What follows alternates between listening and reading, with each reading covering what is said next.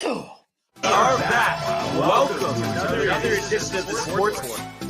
And we are back. We got the full crew in the house.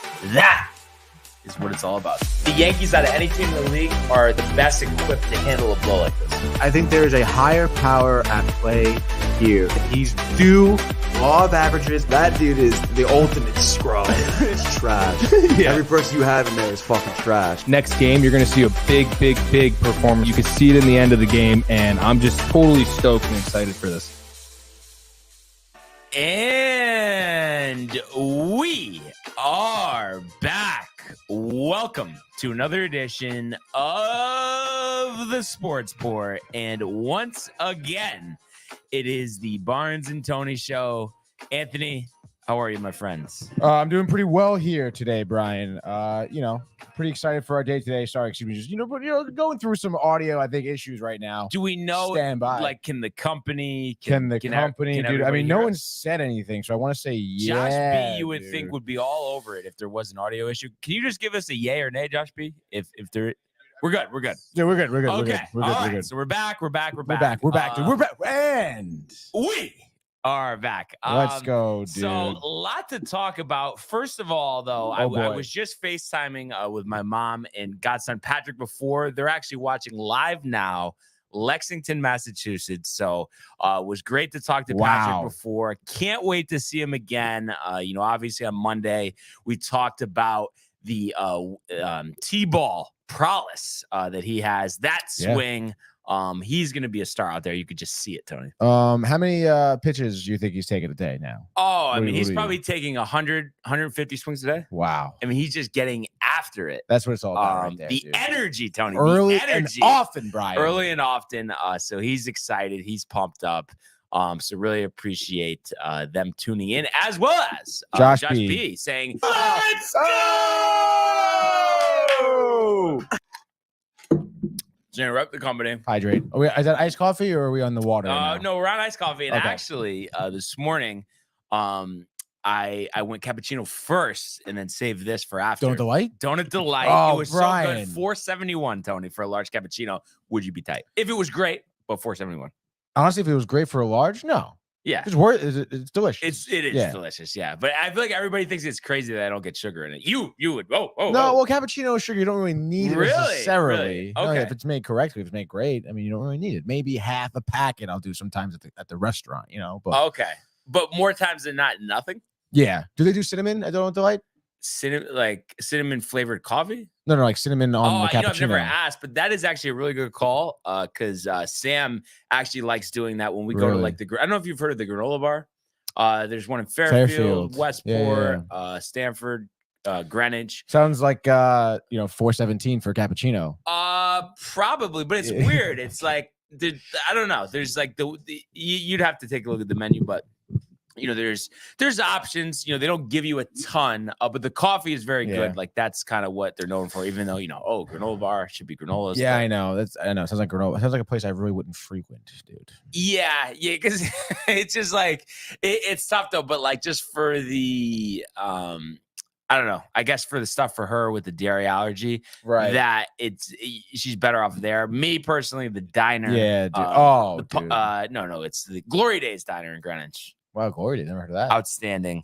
I was saying yesterday, I hadn't had it in a couple of weeks. Gaetano's. Dude, that's sick. What'd you get, dude? You go the chicken? No, not the buffalo. I guess it's like a sweet and spicy or something. Oh, like okay. The same thing, the chicken tender, and then with the hot peppers and the fresh mozz.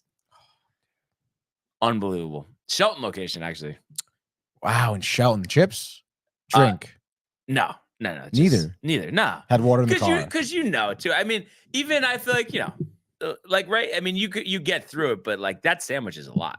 The sandwich is a lot, dude, but you know me, like I have a thing about chips with a sandwich. Like I kind of need it, dude. No, and I could have. But also, the one thing that I don't like, and luckily, I don't know if it's because I was drinking coffee at the same time yesterday, so I was good.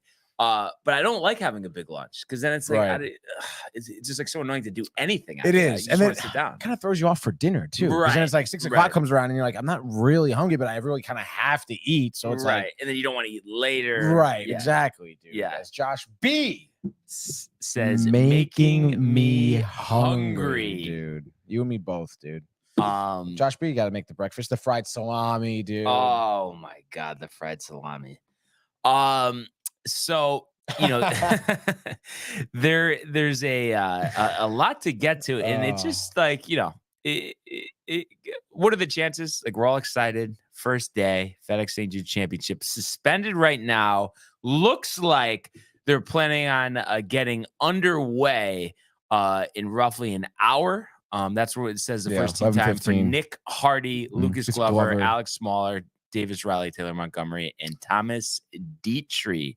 So I guess some rain forecasted.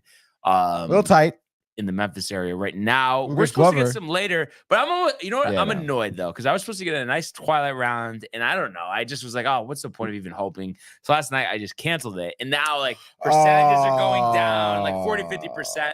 But I still I don't want to be out there and get poured on. So but 40-50%, usually that means that it's gonna rain for like 10 minutes, even though 40. What's your 40-50% from 4 to 8?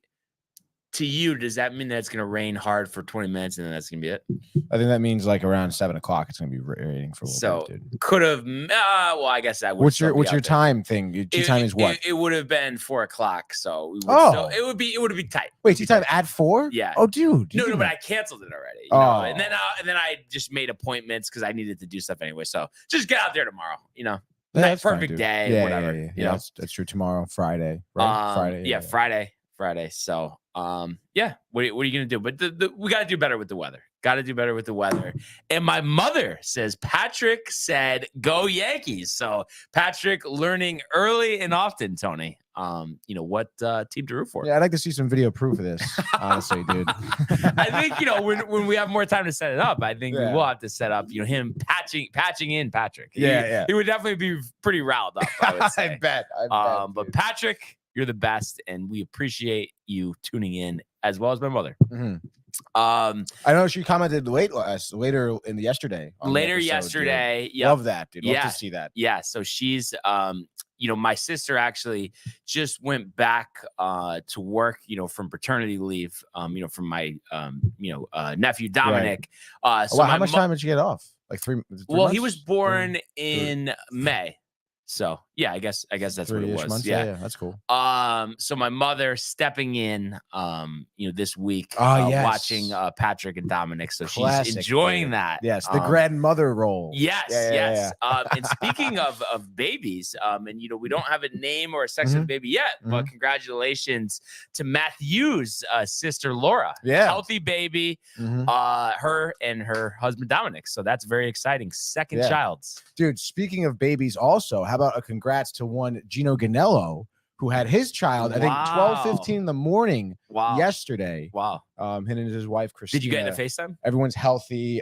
No, we were shooting, so I got the photo. Oh, okay. The photo, dude. Baby looks adorable, dude. Wow. Gino, very happy. What's Gino been up to? I can't even remember the last time I heard from him.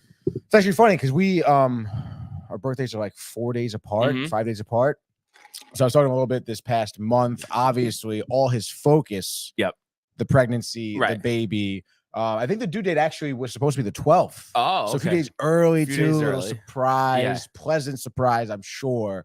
It's been full family man father focus for Gino, dude. But was he working for I forgot, some news company or something? News 12. News 12. Right, and then I think he did some work for ESPN Films as well. ESPN Films. documentary, voiceover work and stuff like that. So. Is he doing any on-air stuff, or it's all News 12 is all on air? Yeah. Oh, he's okay. So have you seen some clips? Oh, yeah, of course. Where can does he just post them on his? Because I know I follow him, but I haven't seen anything come up. Yeah, you can check out his Twitter. His Twitter is a lot of more of just actual tweet updates of where he's going, but there's and stuff some like video. that. This is Gino Ganello. News 12.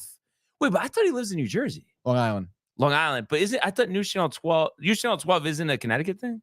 No, there's News 12 Long Island. Oh, so are they I think they're in New Jersey too. An affiliate or something? Is that what it is? But I don't know why. In my head, I always just because it would be on. Oh, but I wonder too though, like, but the stuff that we get in Connecticut that is based in Connecticut. Like there is a News 12 based in Connecticut. It's actually kind of funny you bring this up because I used to work for News 12 as a videographer. Yep. And they moved. We're in Norwalk. Okay. And then they moved their studio to New Jersey. So all like the reporters in the field and the the photogs and the videographers and stuff and the editors are all in Norwalk still, as far as I know anyway, at least when I was still there. And then we just send all the footage goes straight to New Jersey. Okay. And the studios in New Jersey and the anchors in New Jersey, big uproar at the time. I remember this because obviously, the people, especially the local people of Connecticut, love that, there's the whole point of it. Like, no, you can't get more local than News 12. Now you're outsourcing your studio. It was a whole uproar at the time, dude. Wow. But they're, it's local news. What are you going to do, dude? Yeah. Not a big market. Yeah. And does he doesn't do any type of like podcasting, does he? I don't know why. Oh my gosh. Hey, there's that soccer. So he has his own podcast. It's another company he worked for. But he's not doing it anymore. He did it, you're saying, or he still is doing I don't know if he's still doing it. Okay. Yeah. Cause we know him, the soccer. He was always big. Loves the soccer, dude. And you said he lives in Long Island? On. It's a New York thing. Yeah. And speaking of another one of our own, Matthew Gabriel says, Muchachos. Hola. News 12 is the tri-state, dude. I guess. It's in Connecticut, so it's not tri-state. It's New England. Tony with the technicalities. Tri-state isn't Connecticut, in the tri-state area, dude. So before we get to figure it out, the ugly world of baseball, just a couple other things. One thing that actually happened, I want to say last week, actually, and I know we don't talk too much college sports, on this SEC. So the Pac-12 basically has collapsed. We already knew this past year that USC and UCLA we're going to join the Big Ten, I believe, after this upcoming academic year. Right. But now Washington and Oregon are joining the Big 12. So now, obviously, Brian, I'm not as versed in the college, specifically because of all these different conferences and shit. I just don't want. It's just too much for me. I don't want to deal with it. So you have to hold my hand through this a little bit. Yeah. But just basically, history of the Pac-12. USC, Oregon, Washington State, UCLA. Those have kind of been the blue bloods. Colorado as well, who is joining the Pac-12. Utah, not the Pac-12, but the Big 12. Utah also, I believe, is joining the Big 12. So they had, I think, at one point maybe 14 teams, at least 12. Right. And now, there's only 4 left, and Cal and Stanford, who we're always traditional schools, the band on the field, Tony. Right. So they're scrambling. They're trying to join the ACC. But there's roadblocks there. It just, and I there's some video on here. I'm sure if I watched it, like dog would be going nuts. But the travel, these schools being in the Big Ten, so USC and UCLA, Tony, regularly conference game playing Rutgers. So cross-country flight. That to me, that's just a logistical nightmare, but it's all about the TV deals. It's just a shame, that it had to go this way.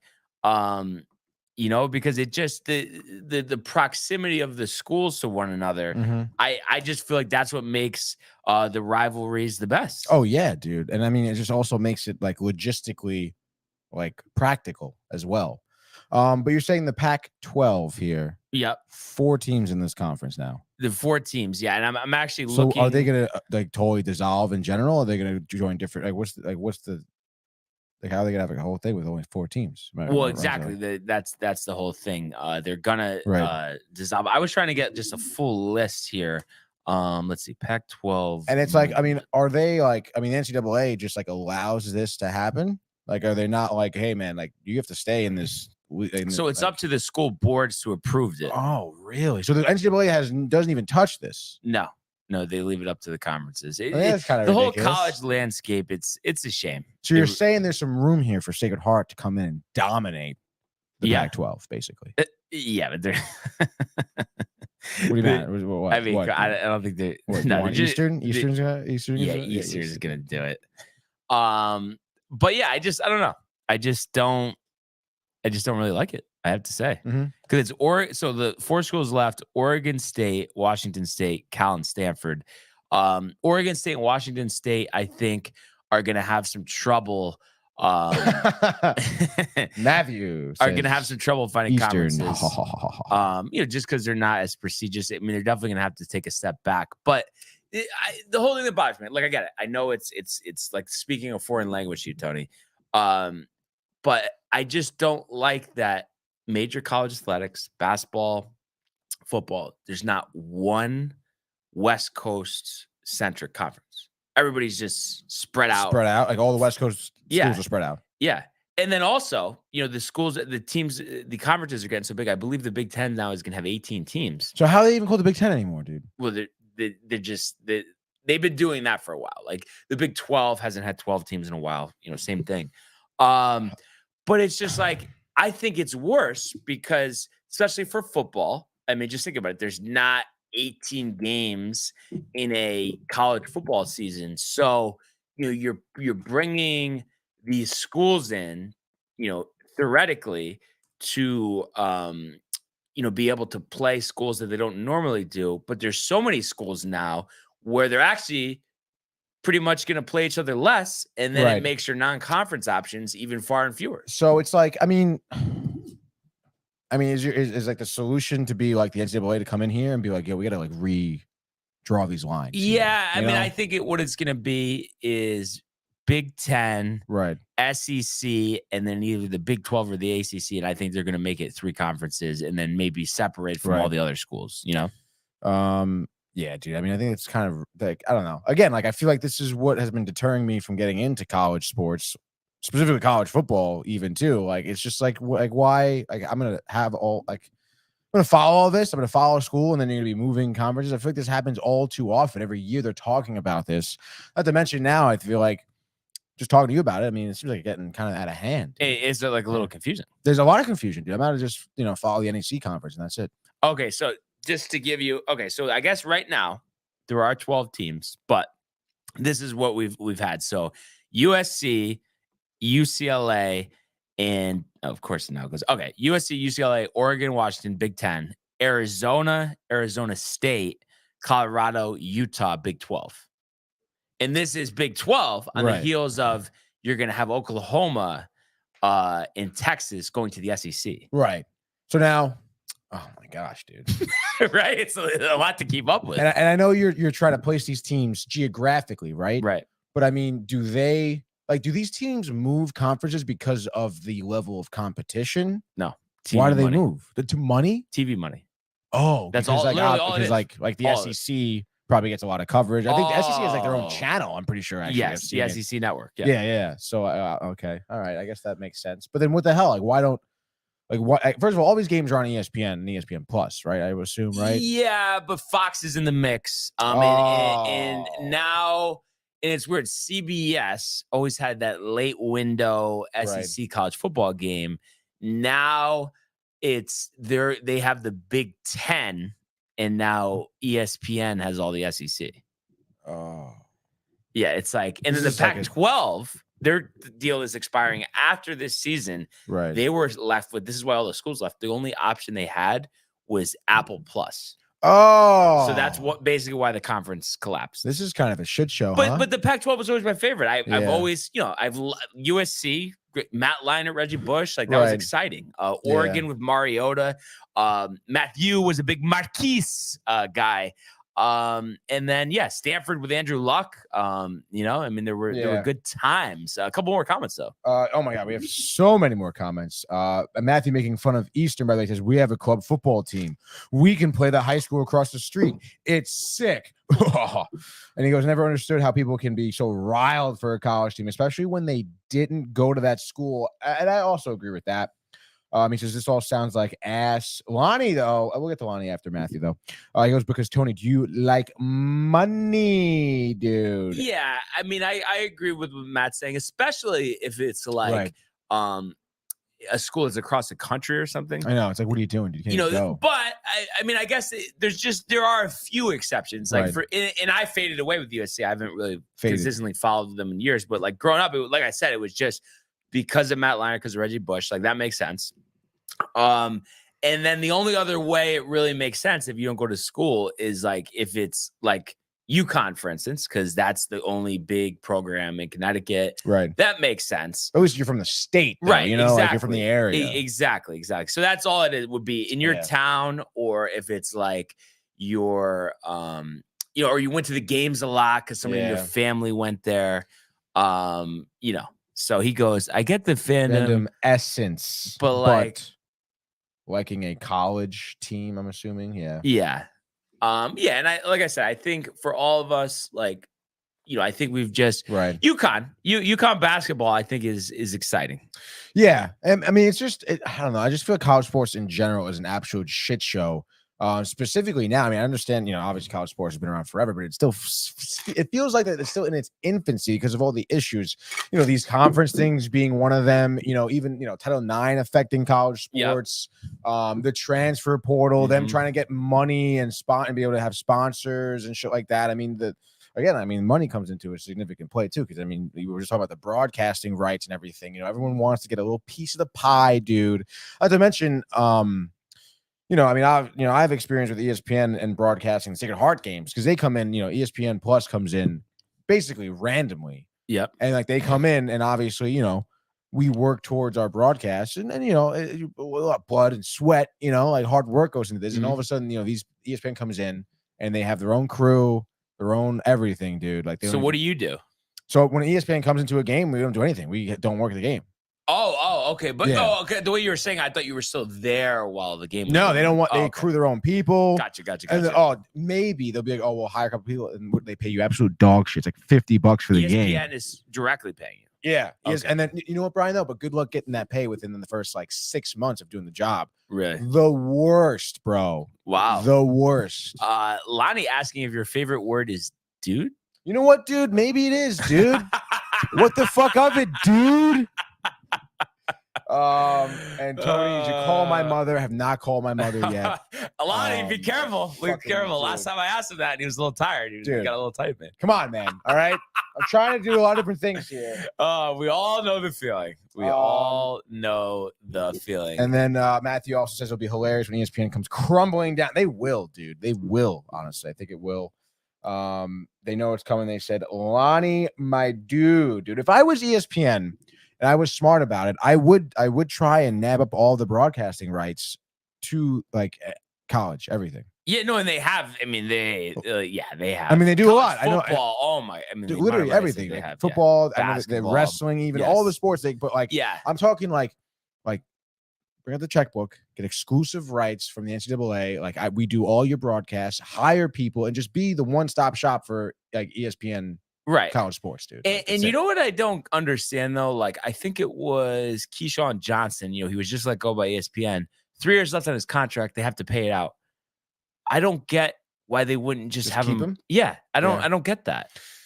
I don't know if there's any type of insurance that comes into play. Oh, yeah, probably. That would make sense. But also, I mean, who knows? Maybe they just maybe he didn't, like, he was over it, maybe. I mean, from what I could tell anyway, it didn't seem like that. It didn't seem like it, yeah. ESPN is whack, dude. Are you going to be working the games again this year, SHU, or no? Yeah, dude. So teaching again this semester. Teaching again. Okay. Yes. When does that start? End of August, I guess. End of August. You have like your days and stuff, your times. Yeah. I think it's like Monday and Wednesday I have classes at 2 o'clock. You do it after sports port, or maybe even noon. Mm-hmm. And then there's like a Thursday night, like 5 to 7 class. Thursday night. Yeah. Thursday night. Oh, 5 to 7. Yeah. Okay. Which isn't terrible. You can still get back for Thursday night football. Yeah. That's what I'm really worried about, Brian. I mean, I think you always end up watching it. No, yeah, I do. It'd be nice. I can probably come home, make dinner. Yeah. Watch a little football before bed. You know? Like, that's a good schedule. And then the games are going to be on Saturdays. I think there's like 5 or 6 games. And of course, ESPN comes in for the couple of games. Wait, no, 5 or 6 football games, you're saying? Or in the fall, yeah, football. Football. Okay. Right. Okay, because basketball's a little later on. But you think you're gonna end up doing that too, like basketball? Oh yeah. I mean, they always. I mean, hey man, they're like, hey, we'll come. They pay me. You know, like a good rate too. And what are the different stuff you do there for the games, or is it always the same thing? It depends. Yeah. Obviously, because I've done it so much, I kind of take like a teacher role there, teaching the kids, and then I TD. So I'll switch. Basically what I do here, or I'll direct. Switch direct. And then are you ever on a camera too, or no? Like working in a camera? Yeah. For what we've been doing last semester, we brought like a big jib up, which is one of those cameras and the big arms that you see swooping. Obviously, they're a little tentative with putting students on there. So I've been working that too a few games. Oh, wow. Which is always fun, dude. Is that the best, like, out of all the roles or no? For me, I like directing the most. Yeah. But working that jib is fun because you got a camera like fucking 20 feet in the air. But what about directing Freddie? Directing Freddie, dude. I mean, Freddie's a great guy, dude. I mean, working as a director and working with him, it's amazing. How does that work though? Like leading up to the game, like is there a lot of meetings like that you have or not? Yeah. So again, Sacred Heart. I mean, they know me so well now. They do a good job. And if I'm doing something here, I can make the meeting. That's fine. But there's a pre-production meeting. A few days, 3 or 4 days before the game, we talk storylines. Freddie's there, Randy's there. The GAs. Wait, Randy Brochu. He does the play-by-play. Oh, he does the play-by-play. Yeah. Freddie's the commentator. And is Freddie just basketball or no? No, he does football too. Does both. Dude, he's been doing hockey as well last season. Wow. And you do hockey? Never done a hockey game yet. Never worked one yet. Might be in the cards this year though. Yeah, that's what I've been hearing. Okay. Which is gonna be dope because, dude, new facility too. Like it's hockey. Love hockey. Yeah. But I've been listening. Obviously, I've seen the games. They actually had a game on SNY. And Freddie and Randy were doing it. Actually, I think it was the first game in the inaugural game in the stadium, whatever, in the arena. But dude, Freddie really does like a great job at hockey. I never like. I mean, he doesn't talk hockey that often. Like on his radio show, it's always for football, basketball, and he's ripping hockey. This is so professional. And he still has the same like late night ESPN show. I think so, dude. I can't remember the last time I heard it. I know Freddie and Fitzsimmons, but I don't think Fitzsimmons. He's not on it anymore. I think he got let go. Maybe, dude. I don't know if that show is on. I haven't. Again, I remember like sometimes I catch it like at night, like almost accidentally. But I definitely heard his voice on the radio recently during the day. Okay, like as a fill-in for Han or Bart or something. Yeah. But yeah, dude. Such a professional guy. Yeah. I mean, again, you could imagine it's a student broadcast. Like there's mistakes. Like you throw last minute shit at him that, you wouldn't deal with in, right. Obviously a higher echelon broadcast. You just wouldn't have to deal with that stuff. Totally calm, cool, collected pro with a smile on his face, dude. I love it. I was just looking up real quick here. Like where I'm trying to see like what the deal is here. With Freddie? Yeah. Like, but if you go to ESPN.com, it's saying 11 p.m. to that sounds about right. 2 a.m. Yeah. Let's see.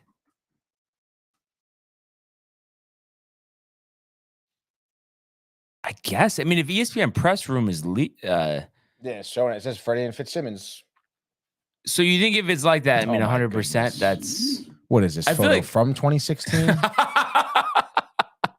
Dude, that's one thing too that like Rick and Dave complain about. It's like we take the headshots every day, every year. We do the new headshots, and I look in there on the website. It's my old headshot from whenever ago, and it's like, dude, ESPN. I feel like Lonnie and Josh B could be of help of this. Maybe not though, because I don't know if it's on 98.7 or I guess is it. I guess it would be, right? If you've heard it, it would be on. Oh, Freddie Fitz, yes, yeah, definitely. Okay, what's the deal with Freddie Coleman, Josh B, Lonnie? If you guys could let us know, they come in after Larry. Right. Okay, so same guys, same spot. Okay, that clears that up. He also wants to know what I was cooking, dude. Tell me what you be cooking. Like for food? What type of food are we talking recently, about? Dude? Actually, you would appreciate this, dude. Last night dinner, meal prep. My mother gave me these hamburgers. I should really call my mother about it and thank her. But she gave me these hamburgers from like a Italian deli on Staten Island. Big ass like filet hamburgers. Yeah. Soaked Peter Luger sauce. Peter Luger. Yeah. Did you eat? Did you have one yet? Yeah, I had one yesterday. For dude, I made it like no bun, just cast iron, fry it up, bang. some rice, broccoli, carrots. They're sauteed in garlic and oil. Unbelievable. So delicious, dude. That sounds great. That's awesome though. That's definitely making me hungry. That's what I'm cooking, Lonnie. Let's go. What'd you cook, Lonnie? Yeah. About that, Lonnie. Yeah. What did you cook? What did you do? Your spot down the street that you ate, whatever. You have the container food, dude. Come on. Something like that. You better something cook. Like that. Let's go now though to the world of Major League Baseball. It's deep to left. It's 700. Albert Pujols. Yeah, what a play! Stop it. Yep. And Lorenzen cracks one. The Mets win the ball game. Out of sight. And it works at 100 miles an hour. 14 strikeout. Too deep to left field. There it goes. See ya. All right. So this is definitely just a low, and obviously everybody knows what I'm talking about at this point. The New York Yankees have completely embarrassed themselves.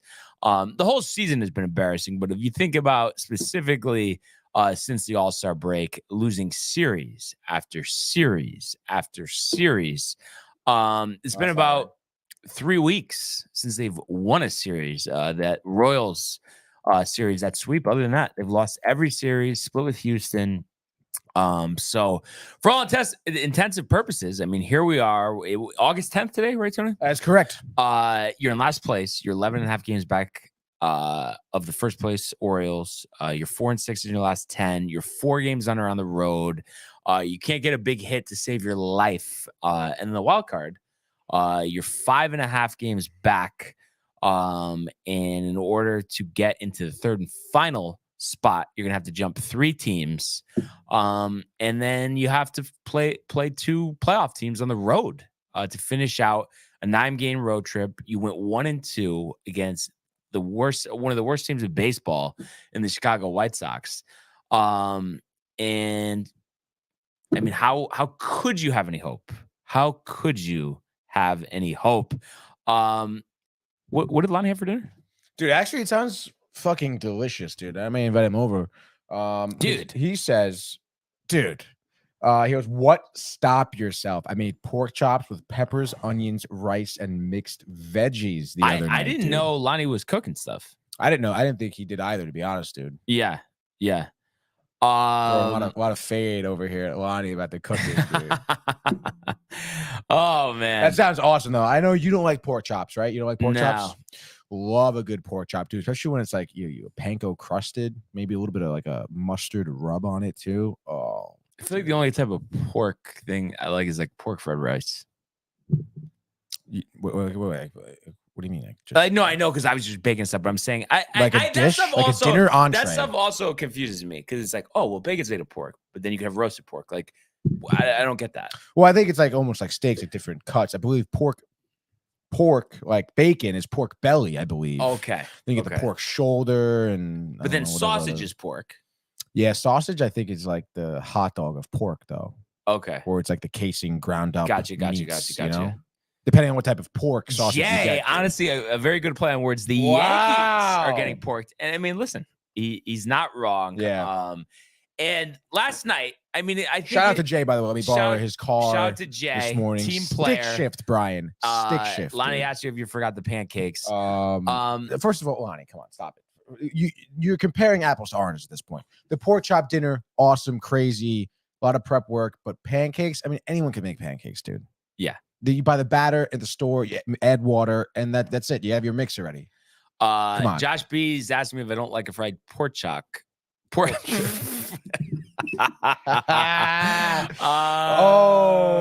then wow, even Lonnie too. They love pork. The company loves pork. Yeah, Double B is bugged out. Pork is delicious. It just for me, there's just not room for it. You know, there's a on. variety of fish that I like. You know, whether it's lobster, whether it's shrimp. We could do scallops. We don't really do them too often. Oysters. Scallops aren't good, dude. You know, just to name a couple things, and then obviously chicken. A lot of ways to make that. Steak.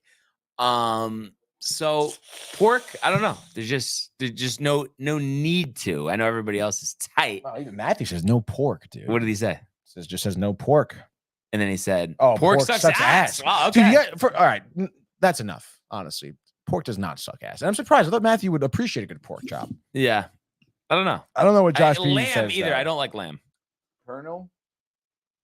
It's because I had a misspoke. Oh, really? And I think I'm just misspeaking, Tony, because I'm so disgusted of just how embarrassing the Yankees are, honestly. Because last night you felt like maybe they got it right. They don't start Severino.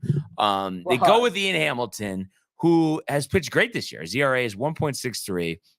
He throws 10 pitches in the first inning, and then it's like they're dying to get Severino in the game. And it's like, he had faced 4 batters to start the game. So he's on, fifth. So fifth spot down. I mean, there's still some decent hitters in there. And starting then off with Moncada, Yeah. And then he gets into trouble and allows 3 runs that inning, an additional run the following inning. And then all of a sudden, you look up at the scoreboard and you're down 4-0 in the third inning. The finale of this 3-game set that you desperately need to win against a bad team.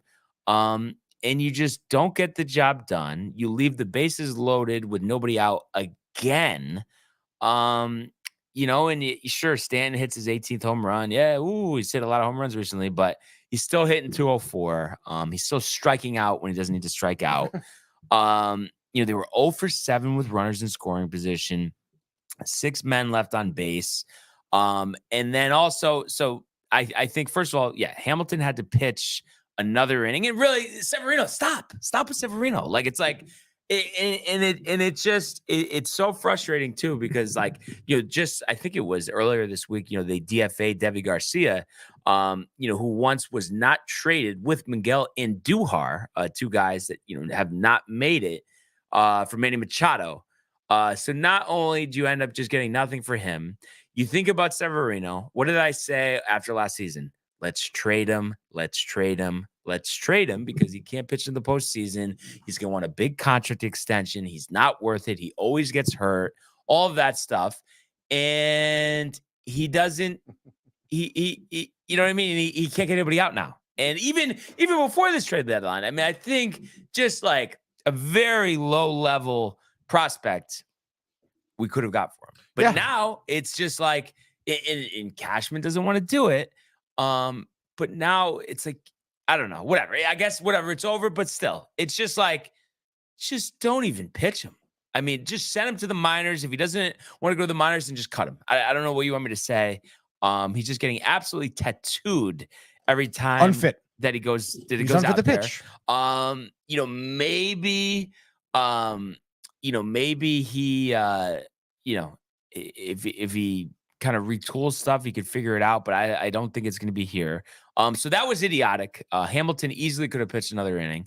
You needed to win this game. You have an off day tomorrow. Just press the bullpen. Like, just don't even pitch Severino. So that was asinine. And then the fact too, Oswaldo Cabrera, I mean, as much as we all liked him, his energy, the smiles, pimping the home run in Cleveland last year, he sucked this year. He can't hit major league pitching. He's up with the bases loaded, nobody out. Volpe, you're planning on using as a pinch hitter anyway. And then you wait to lead him off the next inning and have him pitch it for Jake Bauers, who's been one of your better hitters recently, I guess the last couple of months. So that just didn't make any sense. So that was just another thing. And then, so it's just a combination. The players, once again, not performing, not hitting. And then the manager. I mean, what are we doing? What are we doing with Severino? What are we doing pitch hitting Volpe with nobody on to start an inning when he could have came up with the bases loaded? It just doesn't make sense. And then I think it was Bob Clavich. Tony, are you familiar with Bob Clavich? No, not really. I think he works for NJ.com now. I don't know where else he used to work, but Michael Kay is known for 40 years. He was on the Kay show yesterday, and he said that it's pretty much sealed that Brian Cashman will not be let go after this season because of the 3 years remaining on his contract. He also said if Hal could go back, he would have never gotten involved with the Yankees. That's what he firmly believes. Oh my God. If anybody's going to go, it's going to be Fishman. I think it's Michael Fishman, the analytics assistant GM, head of analytics, and Aaron Boone, who has 1 year left on his deal. And, that's obviously not what us Yankee fans want to hear. I mean, just that seems kind of stupid to get rid of Boone and not Cashman. I mean, like, I feel like it would either be Cashman and not Boone or both. Right. You know what I'm saying? Like, it just it doesn't seem right to me. So what, you're gonna bring another manager for 2 years while, like, Cashman finishes his contract? And then what? So annoying. You can extend Cashman after this? You know that whoever they bring in, it's going to be somebody that we're all tight about again. So then Hal doesn't care, by the way, by saying if he could go back, I wouldn't get involved in the Yankees. So you don't care right now. He's snoozing. Because they said it's like he doesn't like making tough decisions. So the reason why he likes Cashman so much is that he just has him do everything. That's what he said. I mean, I guess that's kind of obviously why you have a GM to make the decisions, right? But it's also like at when push comes to shove, you are the owner. You have to make the toughest decisions that there are. Right. He just doesn't. So if you don't want to do that, what are we doing? Yeah. Like, go something else. Yeah. And it's a money-making machine. He's not going to sell the team. And then people on Twitter were saying, like, Jennifer Steinbrenner would probably be a lot better owner of the team, and her ex-husband was all set to take over the team. And the only reason Hal is involved is because of the divorce, the drinking, literally. So that's where we are now. And it really, I mean, is that why you're so obsessed with divorces? I mean, they do come into play a lot. Yeah. So it's tough. I mean, like I said, I guess getting rid of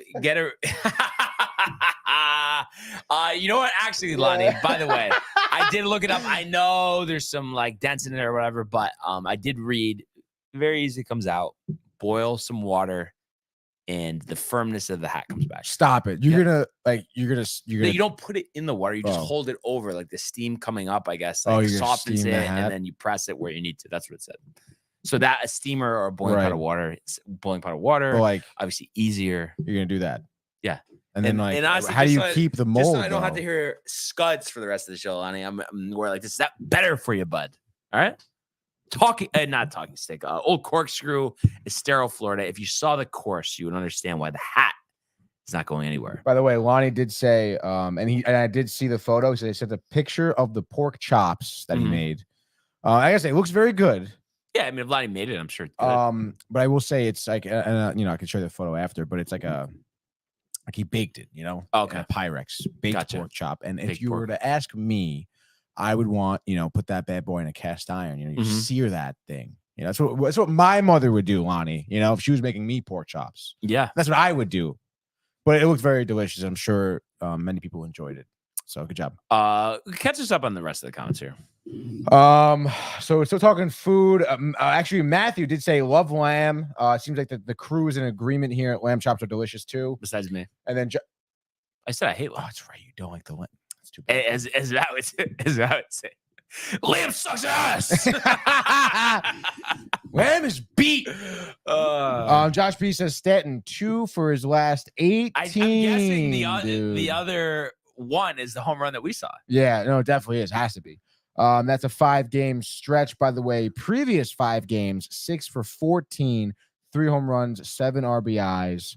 And then Lonnie says, Tony and B, what did I say about when I was out there? Hal is not firing his brother. What is wrong with y'all? Those family functions would be too awkward, he says. And then Matthew says he doesn't like firing people. Hal has no balls. You don't have any balls. Oh, wow. Lonnie now says, question B, do you own a Yankee fitted? No, dude? and I was actually talking about this, I think actually with Tony yesterday, about like the hat sizes and stuff. Yeah, that was yesterday. Yeah. And I don't know. I haven't got it fitted in a while. I just like the comfort of a snapback type of hat. And because I think I'm like 7 5/8 or something.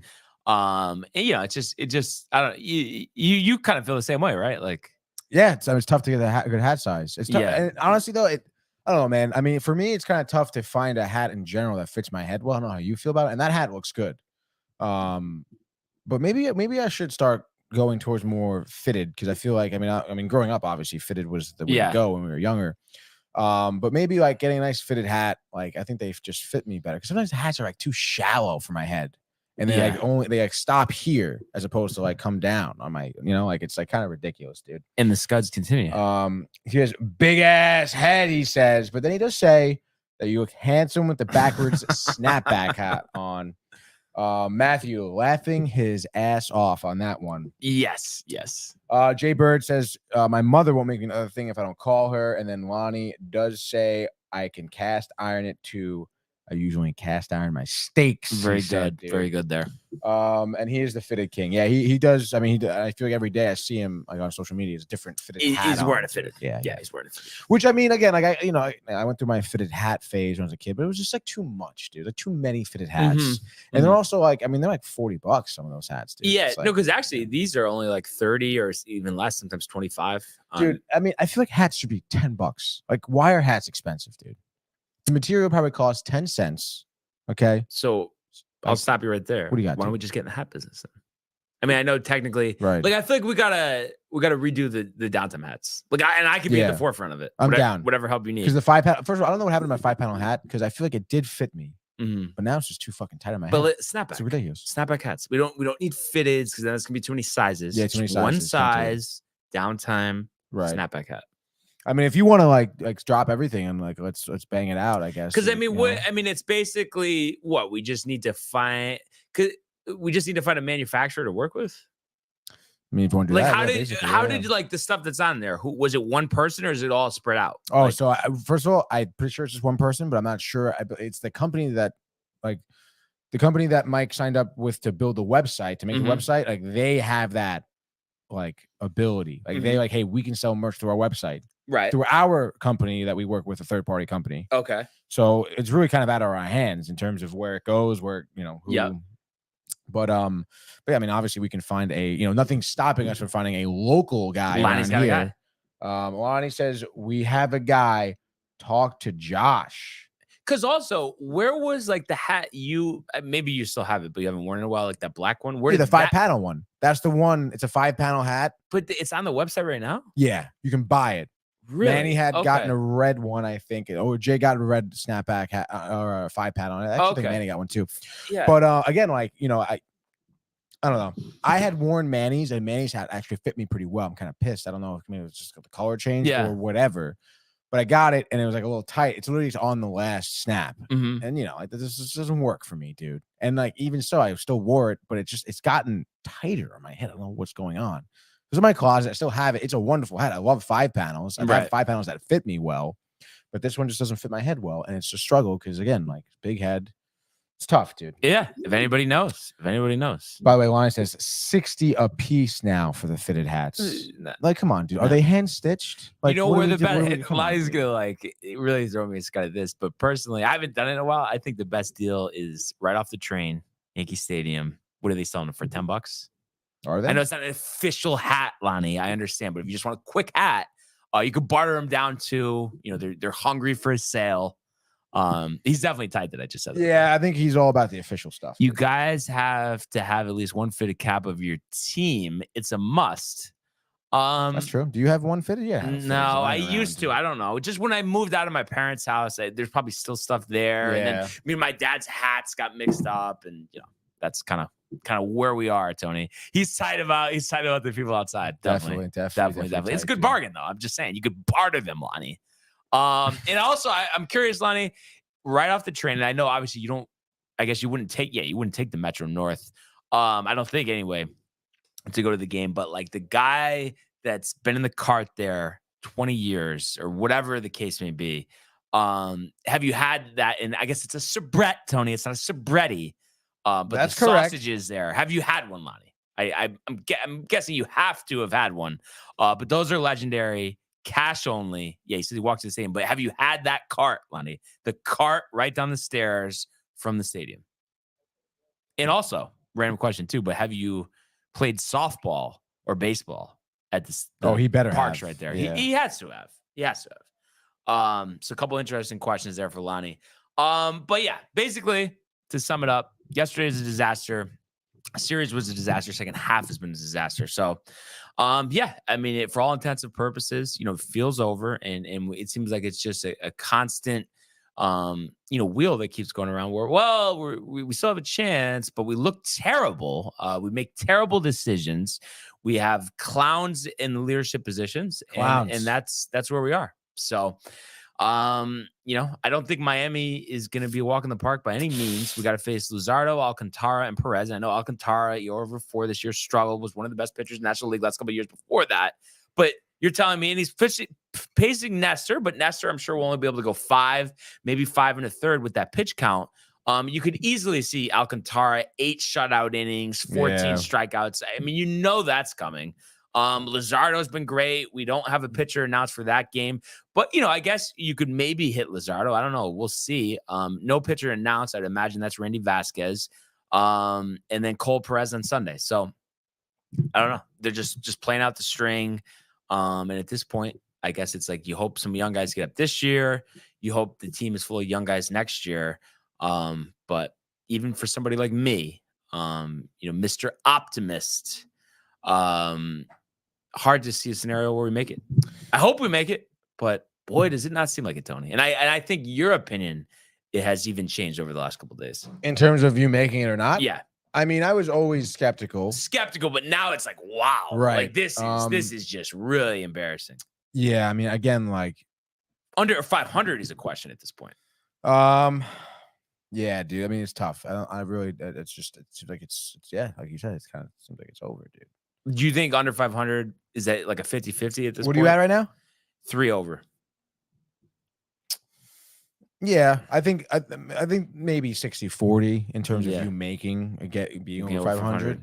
But it's just tough. I mean, you still get, again, like it just seems like it's just like bonehead decision after another, and you're just like compounding mistakes, and it's just like, why do you keep doing that? The worst thing you could do when you make a mistake is make another mistake, and then it just snowballs, and then all of a sudden you're under 500. It's like how do you keep making mistakes like this? Like you said it, you've been saying it, people have been saying it, like, do not pitch Sevy. He's not fit to be really pitching. He's gonna pitch more. He probably is. Like what the hell? Dude? Oh my God. Yeah. No, so it really is that bad. And I know you're going to think I'm kidding when I ask this question, Tony. And I just want, forget about 06. You saw what I tagged you in yesterday about Randolph. And it doesn't seem like they would do it. But if that was a possibility, would it make sense? Would it be a better alternative to Boone? I mean, I guess anything at this point seems like a better alternative to Boone. Obviously a lot of Yankee pedigree with Willie. But again, I mean, base coach under Torrey, right? Which is great. But I mean, you think about one World Series as a player, managing the Mets. Been a while though. He's had time to reset. It has been a while, but 06 was a time, reminiscent almost of these past 2 years of the Yankees, where it was big playoff push, blew it, and then the following year, right after following that up, sucked. Garbage. Right. West Coast trip on the plane. Yeah. Like, come on. I don't know. Like, it just seems like, like the track record isn't there. And of course, I mean, me thinking about it, of how the Mets have been doing, like when they hired Buck, it was, like Buck could never finish. Yeah. Where are we right now?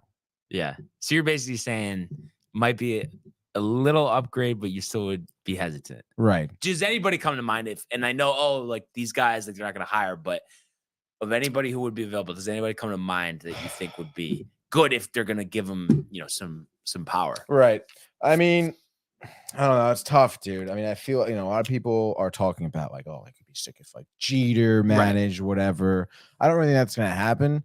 Again, I feel like, a name of a manager I kept tossing around a lot in the offseason was Mike Schilt too. Mm-hmm. And what he's an assistant somewhere right now? Yeah, I think maybe Milwaukee, maybe. Okay. I forget where. But how's he going to deal with Cashman? I know that whole thing blew up in St. Louis because of the general manager there. Yeah, and because of like, Schilt's ideologies, But it's just like, I just feel like that guy, again, like Mike Schilt is someone who's going to die on a hill. He was going to be like the type of manager who's a hardo, who like, this is how what's going to take to win, and this is what we need to do. And again, I mean, the Cardinals, I mean, you talk about like their performance. What have they done since he left? Exactly. Yeah. And even so, like when he left, I mean, it was an abrupt kind of ending. Yeah, very abrupt, dude. Parting of the ways. And you're talking again, like he was successful with the Cardinals. I mean, it was crazy to think that he's not really employed as a manager. Maybe it is the negative connotation on how he doesn't work well with a GM or something. But I think it might be worth to take a shot on him.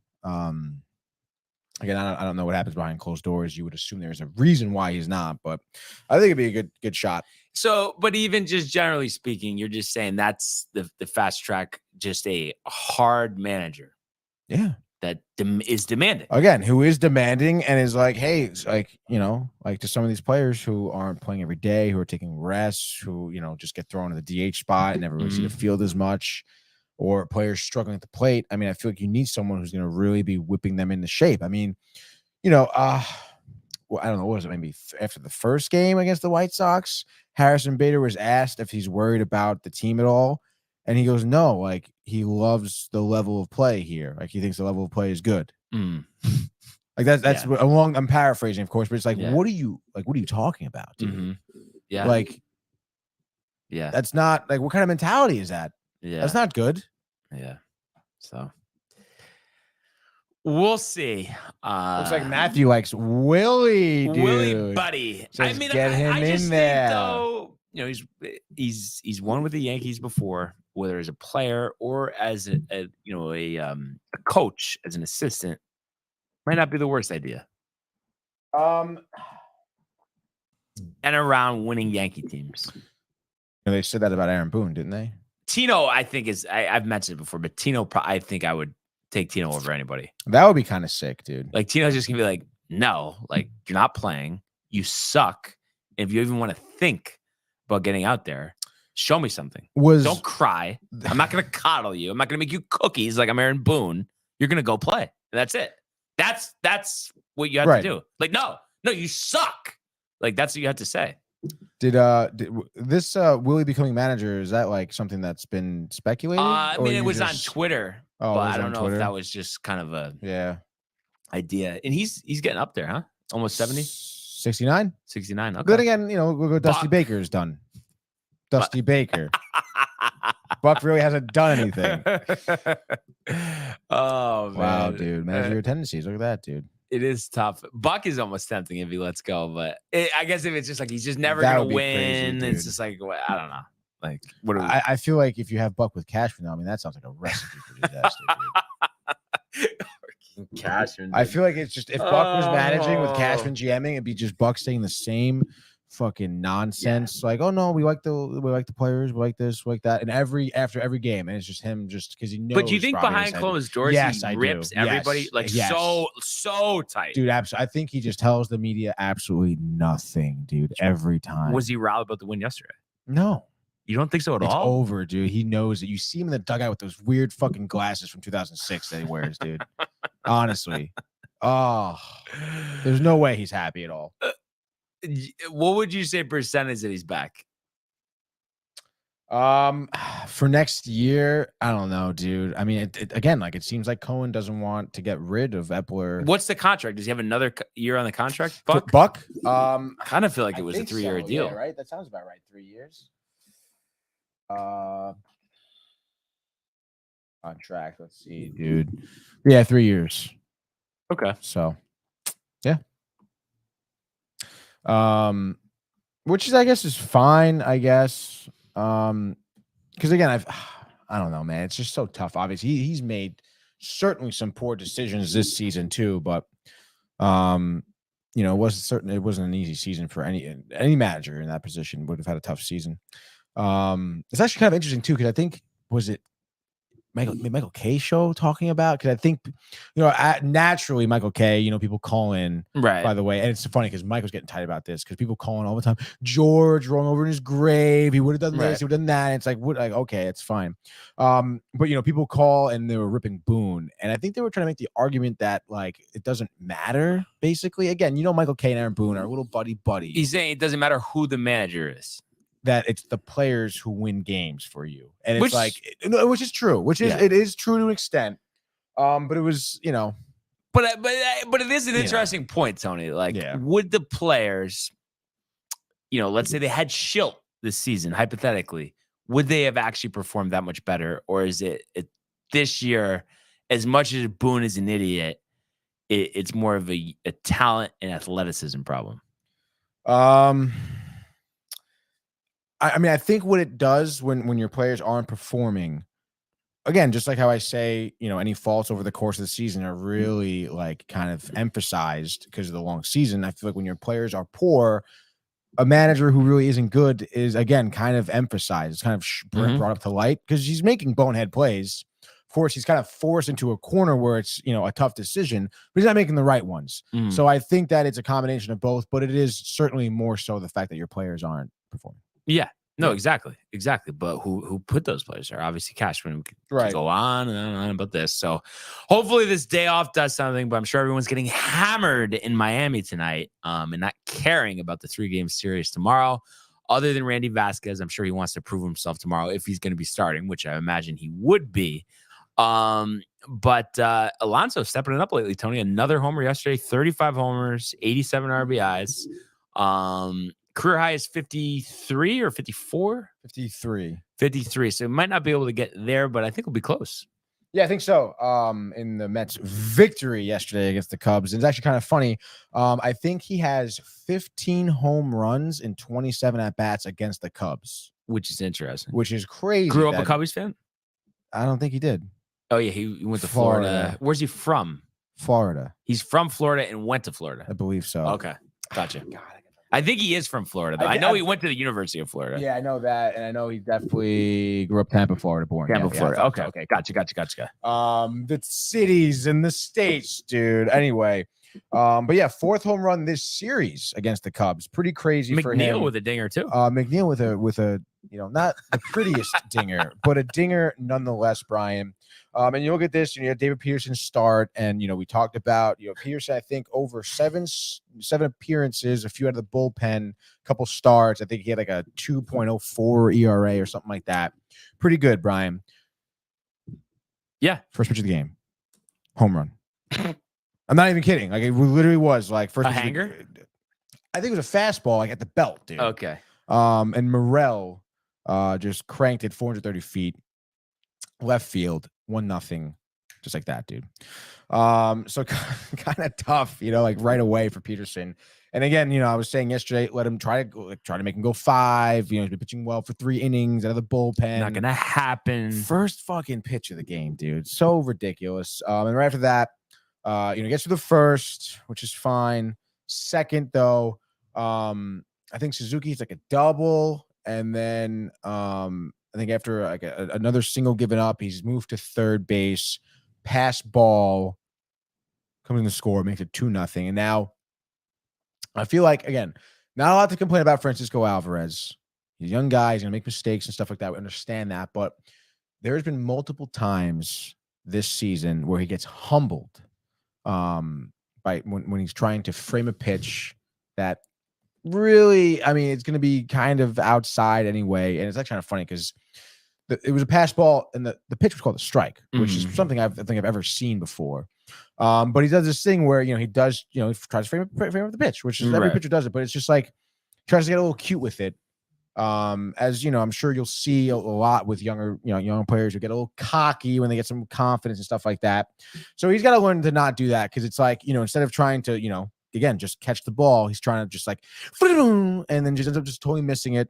Pass ball, Suzuki scores 2-0.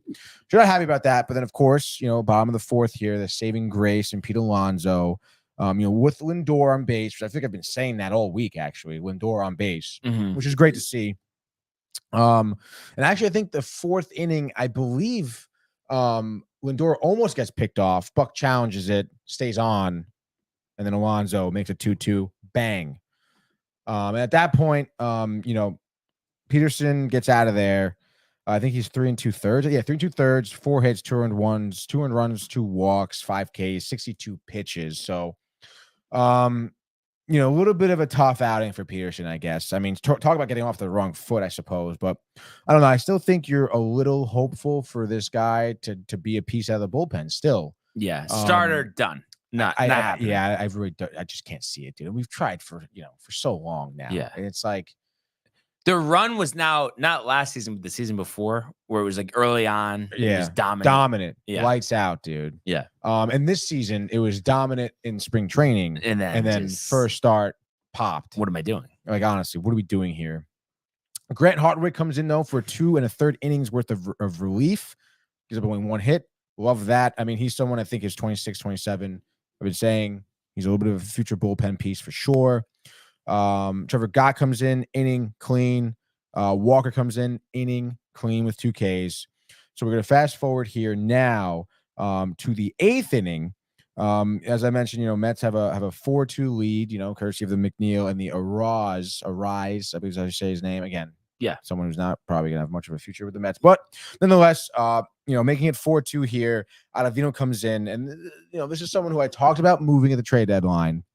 And I feel like you could have gotten a little bit more for him rather than sitting on him because he comes in, doesn't get an out, dude.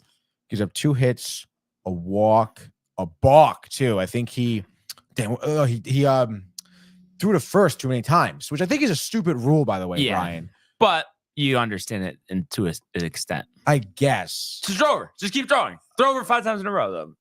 I mean, hey, man, if the guy, because I also just feel like it's one stupid because then the runner is going to know, like after 2, you can't throw over. You can't throw again. So obviously I'm going to. Well, you actually could, but you have to get him. Yeah. So then that's why. I don't know, dude. Yeah. I just think it's a stupid rule. I think you should be able to throw it because honestly, like, I mean, I don't know, like. Come on. When's the last time you've really seen something really held up, like an at-bat really held up because the pitcher kept throwing over to the runner? Yeah. So come on, dude. Like, I think that's kind of a tough rule. But nonetheless, Ottavino, I mean, you can't count to 3, dude. Like, give me a break. They pull him. Bickford comes in now for the 9th. So at this point, you gave up an earned run. I think to Suzuki home run, maybe. Yeah, Suzuki homered. He had one hell of a game, a decent series, honestly, against the Mets too. But 3-4 nail biter. I think at this point, Bickford comes in. So to his 2 men on, first and second. And I forget who the first batter is, but he bunts the runners up. They get the out at first, though, but you have runners on second and third with 2 outs. Bickford digs deep with the fastballs and gets the next 2 batters out. I think one swinging, one looking. So, what looked like a game that the Mets bullpen, which we've seen time and time again, come in here and absolutely blow it. Bickford comes in, your guy you claimed from LA just for some cash. And he kind of he saves the game here, which is nice. There we go. That last at bat, he struck out Ian Happ, a 6-pitch at bat. All of them were fastballs. So, I mean, the guy has confidence in his fastball, clearly, which is nice, I guess, to see from a guy you kind of picked up coming into your bullpen. But so a nail-biting game. Obviously, some bonehead calls out of Vino and everything like that. But, I mean, hey, man, I mean, I guess you won the series here. So, congrats. Yeah, sick, dude. Pete Alonso, 35 home runs, dude. Trade value. Can't wait to see what he does, in the postseason this year. I'm sure he's gonna, continue his hitting streak. Yeah, dude. So that's what you got, dude. Off day today. By the way, am I wrong? Because I feel like this season a lot. Yankees off same day. And it's like that really should never happen, by the way. No. Also, what I feel like has never happened, maybe once, maybe twice, but I think like it's only once that Mets and Yankees both win in the same night. Yeah. Literally, like I think we said that one time this season. Yeah. They usually lose both nights. Right. Yeah. That's the state of baseball. I mean, hey, man, it was a good game of baseball, honestly. It's a shame that nothing mattered. Yeah. But it was at nice. this point, it means for both of us. I mean, I know there's still that outside hope for the Yankees, but we're both at this point just thinking about how we can turn this thing around next year. I mean, that's where we're at. We want as many young guys as possible. Yeah, Mets fans are thinking how to turn around too. And it's a shame. I mean, personally, like I think it would make sense, like when it comes to like DJ and like Rizzo and probably Stanton, that the Yankees would be best off. And I know just because of Hal's philosophy, they don't want to do it. But all 3 of those guys, just to eat as much as you have to, just to trade them this offseason, get something back, and then play as many young guys as possible.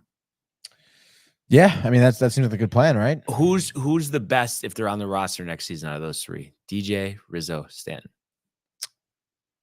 I mean, I don't know. I mean, I feel like Stanton would be the most contributing, but again, like he plays half the game. It strikes so out it's all like, the time. and it strikes out a lot. So it's like he may make the most impact in terms of big spots, but I feel like it would be Rizzo. Rizzo would be your more of your.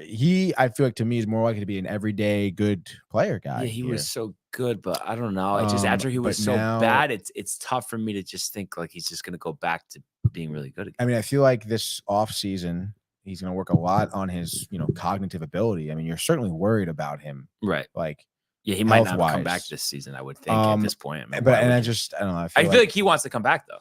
He wants to prove himself. He's going to try his hardest to, for sure. And I just feel like with that in and of itself, I would pick him because I feel like this DJ is just cooked. It's over for DJ. Is there a scenario where you see all three in the starting lineup opening day? Yes, Matthew. I hear you, brother. All three starting lineup. I mean, no, I don't think so. Who's most likely to be gone? What about you? And you still, even though it's only 15 million for 40, I mean, you're gonna have to eat 80%, probably 70%. Yeah, what are you gonna do? I mean, at least 50%. You gotta do it, dude. Yeah.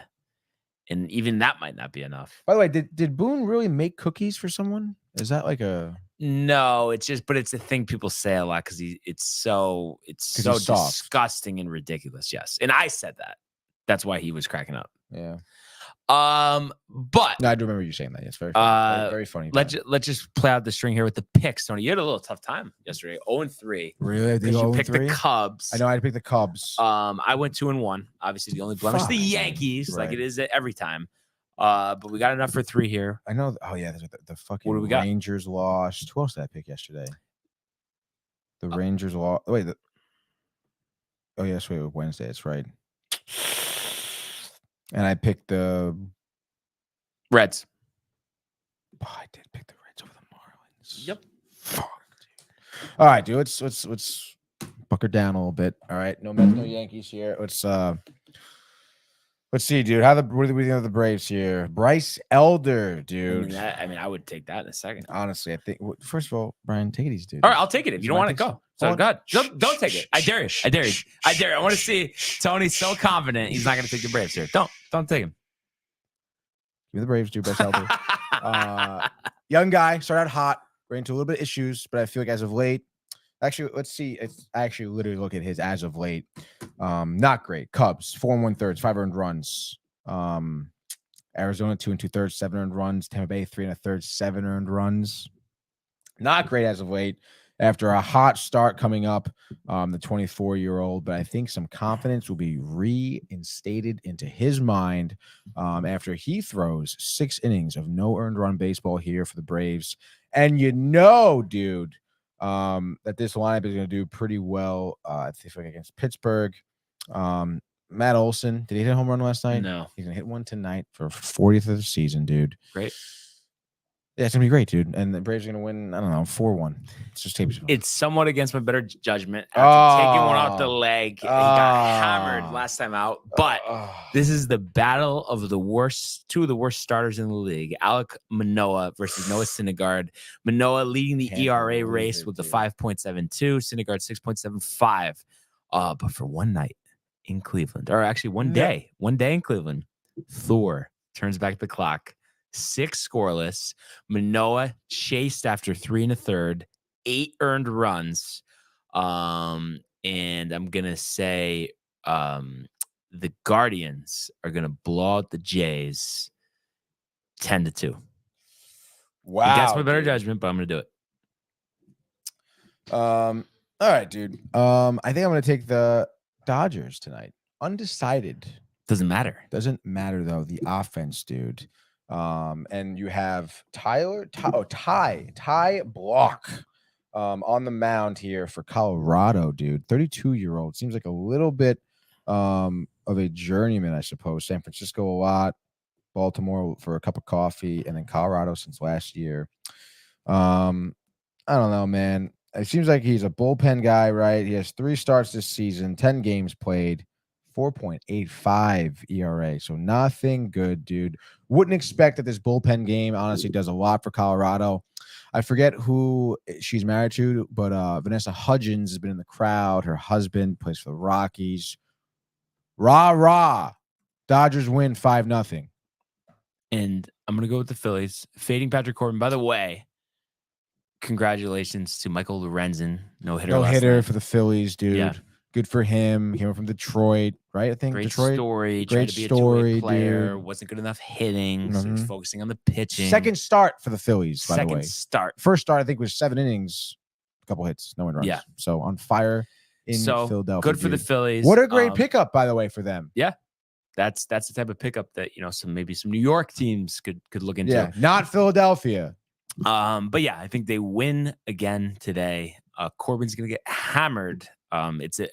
He's Patrick Corbin. He's dude. really I think like the max we've seen of a team giving a guy a big contract, and he's just getting absolutely shelled. And I guess his ERA, I think it's still in the high fours. It's like, for the way he's pitched the last 3 years, this is actually one of his best seasons. Pathetically as that sounds, the Clay, New York native. I mean, that's one at least the Yankees avoided there.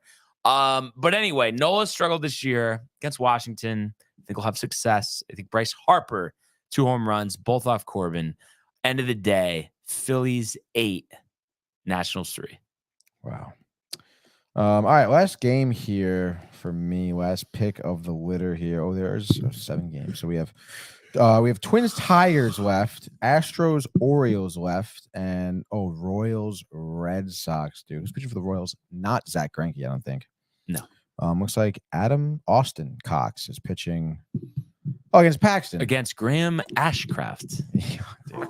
And Ashcraft here. God forbid, he pitches well when I pick him, dude. Jimmy's going to get the win. You know it. That's what I was thinking too. Paxton. I mean, Kansas City is just. Oh, my God.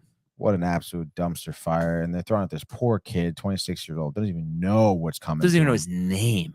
He really doesn't even know his own name. Bullpen guy, too. Pitched an inning and a third against the Mets. Gave up an earned run. Yeah, give me the Red Sox. Here in Boston at Fenway, Paxton. I mean, I guess maybe we can give you 6 innings, 2 or 3 earned runs, right? I feel like against Kansas City, 2 at the most. Yeah. Weak lineup. And then I feel like, the Red Sox, who, let's see, they average earned run 4 runs a game here. So let's say 4-2. They win. Why not? Hunter Brown, Dean Creamer, afternoon game, Yeah, Baltimore, first one of the day. Tough game here. Hunter Brown looked pretty good against the Yankees last time. Different assignment here in Baltimore, but day game after night game, Tony. Dean Creamer looked great at the Mets. Lack of offense. Creamer hammered. Alvarez locked in. Jeremy Pena signs of life recently. Astros 8, Orioles 5. And unfortunately for the Astros, that upward trajectory continues. I feel like I would like to go back to this. Go back in the archives. I feel like you have said Creamer hammered probably 8 times this season. He's 4.61. I mean, I know he's won 10 games, but come on. No? Yeah.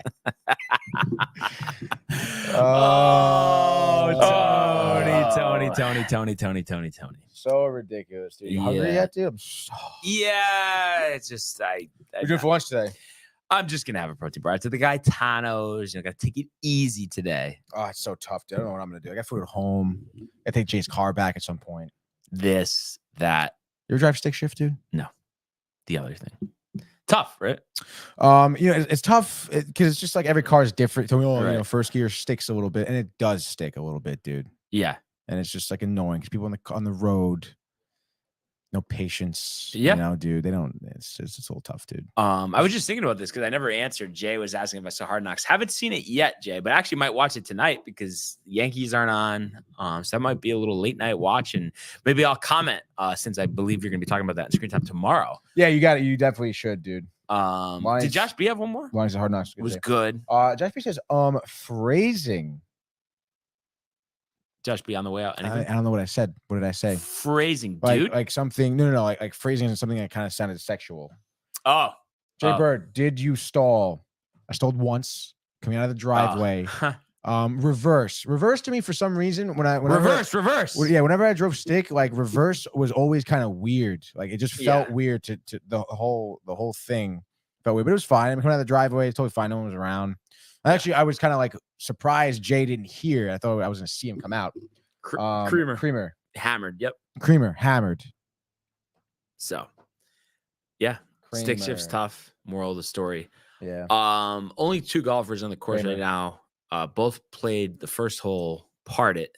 Lucas Glover, Nick Hardy, and actually Alex Smalley has actually parred number 1 as well. That's all we got here from TBC Southwind. So that's not much golf to recap. Kind of underwhelming, dude. I'm sure the full round will have been played, so we could talk about that as well as the golfers in progress. The first leg of the FedEx Cup playoffs here. So there should be some good golf. Golfing right now. Lucas Glover, even first hole. There you go. Hard. Last week's winner. His wife. Yeah. It's tough, dude. Wait, she passed away? No. But she was the one who didn't she get into like some screaming match with another golfer? Oh, I didn't know that. Yeah, dude. It was like really embarrassing, honestly. Okay. I thought like we talked about this. No, I don't think so. Yeah, because then you were like, oh, divorce, maybe. I don't, Tony. I think you're thinking of somebody else. Lucas Glover? No, because he just won last week at. This was like last year, dude. No, I don't think it's him. Yeah, dude, Krista Glover, dude. She looks. This is her mugshot. She was like arrested, dude. It almost reminds me of Chris Benson's wife. Arrested Saturday night after fight with the husband, the mother-in-law. That's what it was, dude. The mother-in-law. But that's just crazy because he was just talking about how he won, more time with the family. I mean, they're still married. They must have made up, dude. But it's like there's no divorce. There really should have been, dude. Because she looks scary. She looks scary and intoxicated. Yeah, scary, intoxicated. Not a good combination. Dude. No, not at all. How about that phrasing, Josh? Huh?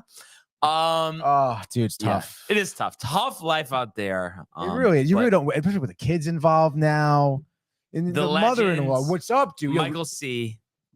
Theofil in the building. See you, dude. Wow, at the buzzer. Coffee in hand. Coffee from Wake Up Cafe, dude. Wake Up. Okay. They make a good mocha, dude. They do. They do have a good mocha. Yeah, they do. Honestly, way better than Candlewood. Candlewood's flubbing it a little bit. Social media work needs help. And I will say, if you stay in at Wake Up Cafe, they give you a nice, like, actual mug. Too. There you go. There you go. Love that, dude. Love the mug. Dude, Candlewood, I don't mean to bash, but you order a sandwich, they serve it to you on a coffee filter. Yeah, no, that makes sense. Think about it, dude. Yeah. I actually once saw a lady, can I get a plate? We don't have any. We have coffee filters. And you know what? To compound that, typical, like, Fairfield, Connecticut, think you're cute because you're doing something quirky, but in reality, coffee filters aren't made to be used as plates. They're made to literally not hold anything. Yeah. To have things pass through it. So think about that, dude. Think about that. Think about Matthew. Just says, Michael, great show. Just got to North Haven. Michael. So we hope he enjoys the day over there. And of course, Josh B, great show as always. So we appreciate Josh B every day. We really do, dude. Sunday, dude, by the way. Put it on your calendars if the company can make it. Do we have confirmation from Lonnie? I think Lonnie confirmed, but you never know, dude. I think he'll be there. I think he'll be there. I think he'll be sporting a nice fitted hat. Yeah, dude. Ripping on me. I don't know. If I don't know if I'll have the courage to wear a Yankee jersey. I guess it depends on the next name on the back. Friday and Saturday. Actually, it will be Friday, Saturday, and Sunday because it's day game Sunday. Yeah. So yeah, let's see what happens. Maybe they'll sweep the series, and then we all wear the jersey, and then maybe we're back, Tony. You never know, right? Yeah, then we're back. We're back on the train. Let's go, baby. Yo. Let's go. But honestly, you know what? If they're not, wear the jersey. Just make sure you don't wear a golf shirt, dude. Or just make sure I don't eat with the jersey on because the eating, dude. Luckily shouted it out. But yeah, once again, really appreciate everybody tuning in. Shout out to the company. And continuing to comment, like, and subscribe. All of the archives on the YouTube page. Yanni. Tony, Michael, Renee, and Costume. Merch, downtimetv.com. We want everybody to enjoy the day, enjoy the games, and we will see you. We used to say Yankees, they're not playing. Let's go, Mets. Oh. Hey guys, Tony here from Downtime TV checking in. I want to thank all our fans out there who's been liking, subscribing, sharing our content. You guys are the best. You guys are our bloodline. You make us love what we do. Thanks again.